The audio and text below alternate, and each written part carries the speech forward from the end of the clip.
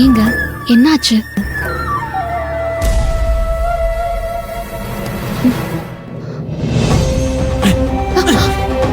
ஏங்க ஏன் இப்படி பண்ணீங்க? எனக்கு எதுவும் வேணாம் ஆதர. ஏங்க என்னாச்சு? ஒன்றும் இல்லை. என்னோட ஃபீலிங்ஸுக்கு நீ மரியாதை தர மாதிரி நானும் உன் ஃபீலிங்ஸுக்கு மரியாதை தரணும்ல.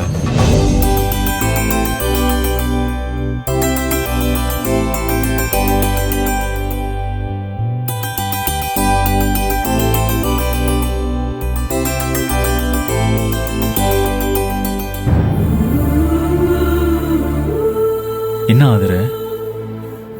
சத்தியமா சொல்றேன், நான் இதை கொஞ்சம் கூட எதிர்பார்க்கலங்க.